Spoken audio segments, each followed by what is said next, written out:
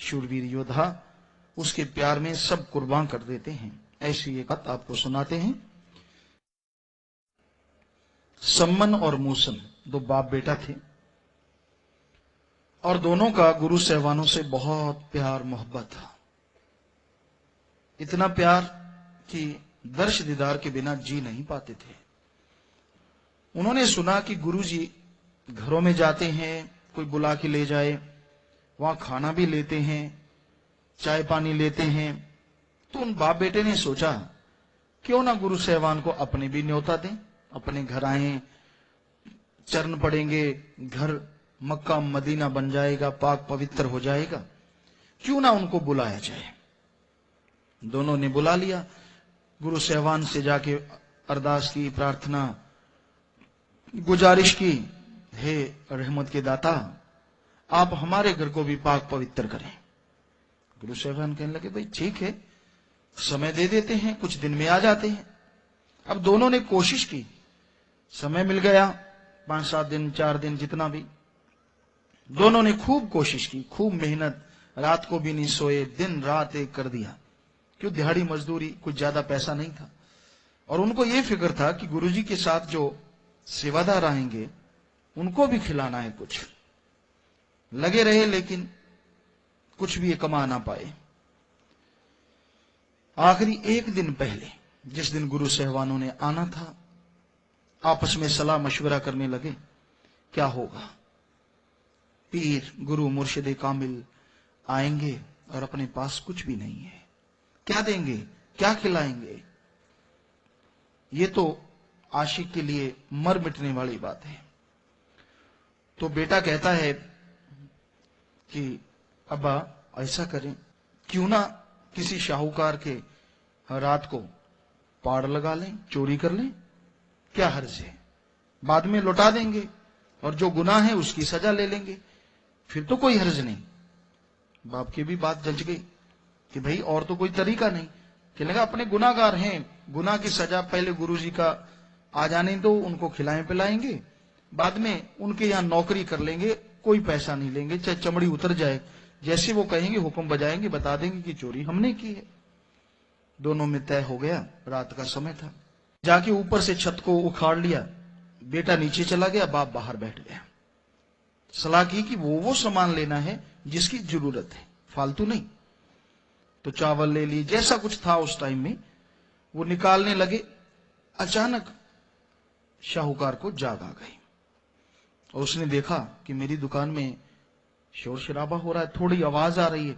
वो आया दौड़ के, आखिरी सामान था जो बेटे ने बाप को पकड़ाया और ये बस बाहर निकलना था रस्से के द्वारा कि शाहूकार ने आके नीचे से टांगे पकड़ ली, गर्दन बाहर और बाकी शरीर नीचे था। तो शाहूकार ने जोर से पकड़ लिया, अब निकल नहीं पाए, कोई जोर लग ही नहीं सकता जब टांगे पकड़ ली नीचे से। बाप को कहता है परीक्षा की घड़ी आ गई, अब अगर मैं ज्यों का त्यों यानी पूरे शरीर के रूप में नीचे चला गया, और कुछ नहीं है, अपने गुरु की, मुर्शिद कामिल की बहुत बदनामी होगी। क्या कहेंगे लोग कि इस गुरु के शिष्य ऐसा काम करते हैं। तो बाप कहने लगा फिर मैं क्या करूं। कहने लगा तलवार निकाल और मेरा सिर उड़ा दे। जरा सोचिए, एक बाप अपने बेटे का सिर कैसे उड़ाए। उसने इनकार में जवाब दिया कि बेटा मैं ऐसा नहीं कर सकता। कहने लगा फिर तेरी खाक आशिकी है, गुरु मुर्शिद के लिए सब कुछ कुर्बान करने को तैयार है, एक छोटा सा बेटा कुर्बान नहीं कर सकता। ताने उलाने दिए तो बाप को भी अंदर से गैरत, अणक पैदा हो गई। कहने लगा वाकई सच कह रहा है।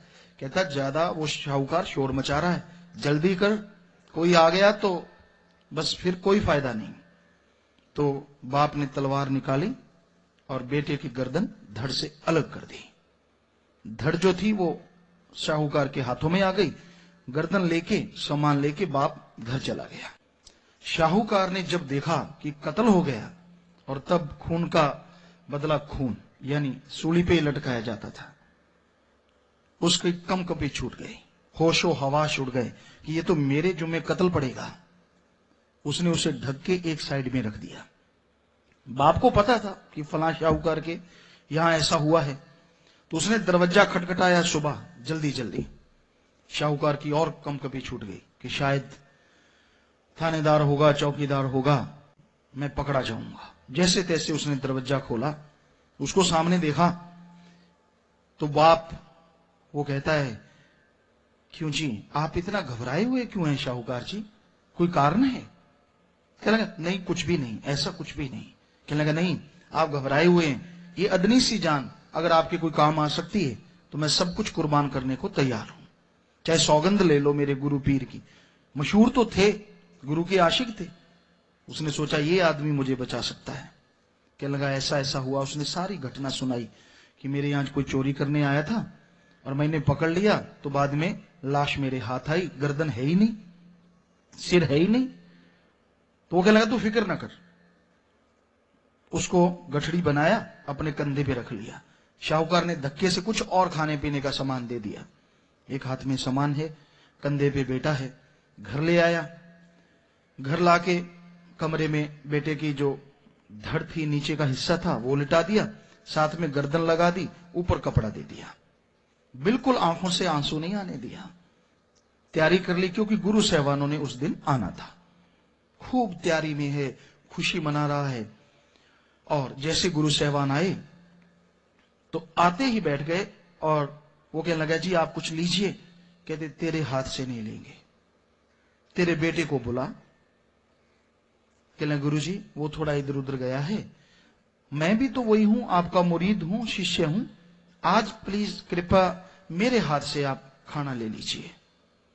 गुरु साहबान कहते ना, जब तक बेटा नहीं आएगा उसके हाथ से ही हमने खाना लेना है। कहने लगा गुरुजी फिर आप बुलाएं तो आ सकता है, मेरे बुलाने से नहीं आएगा। गुरु साहबानों ने आवाज दी, ये उठ के आ जरा, कहां बैठा है तू, हमने भोजन करना है। उस दिन तो बड़ी बातें करता था, गुरुजी घर आओ, मैं ये करूंगा वो करूंगा, बस आवाज देने की जरूरत थी। धड़ से गर्दन जुड़ गई और उठ के आ गया और उनको खाना खिलाना शुरू कर दिया। ये है गुरु मालिक के प्यार मोहब्बत की कहानी। पर समझता वही है जिसको ये प्यार की अगन, प्यार की मिठास, प्यार का रोग कह लें, कुछ भी कह लें, अल्लाह वाहिगुरु राम के प्यार का, उसकी मोहब्बत का, जिसमें कोई गर्ज नहीं होती। गुरु पीर फकीर भी उसी पंक्ति में होते हैं, उनका भी किसी से कोई गर्ज स्वार्थ नहीं होता। किसी दीन दुखिए को देख के उनकी आत्मा से जो आवाज निकलती है वो मालिक वाहिगुरु राम जरूर कबूल करते हैं, क्योंकि उनका काम ही ये होता है, मकसद ही ये होता है दूसरों का फायदा करना। तो भाई मुरीद जो होते हैं, शिष्य होते हैं, सिख होते हैं, वो ऐसे ऐसी कुर्बानी भी कर डालते हैं जिसके बारे में सोचा भी नहीं जा सकता। तो भाई ये उस मालिक के दया मेहर, गुरु मुर्शिद के प्यार मोहब्बत की चर्चा कि उसके बिना कैसे जिया जाए, जो इतनी परोपकार करता है, इतनी रहमतें लुटाता है, उसके प्यार के सामने दुनियावी प्यार फीका लगता है। क्योंकि दुनिया के प्यार में जुदाई ना आई, क्योंकि जुदाई में गुजरा एक एक पल सहन करना बड़ा ही मुश्किल होता है। ऐसा लगता है जैसे खंजर पे सोए हों, ऐसा लगता है जैसे कांटों का बिस्तर हो, और महसूस भी भगत पीर फकीर होने नहीं देते, दर्द को अंदर ही अंदर पी जाते हैं। तो भाई यही एक शिष्य, एक मुरीद, एक सिख की प्रार्थना है कि हे मालिक, हे सदगुरु, तुझ बिन जी नहीं सकते। जैसे मछली पानी से बाहर रह के नहीं जी सकती, ऐसे ही आपके दर्श दीदार के बिना हमारा हाल होता है। तो ऐसी दया में रहमत करना, हर पल हर क्षण आपके दर्श दीदार में समय गुजरे, वो लज्जत, वो नशा जो मालिक की दरगाह से आता है हमेशा हमें मिलता रहे। यही आपसे गुजारिश है, यही आपसे प्रार्थना है। और जो सच्चे दिल से मालिक को मालिक से मांगते हैं, यकीन मानिए मालिक उनकी मांग जरूर सुनते हैं और दया में रहमत से उनकी झोलियां लबालब भर देते हैं।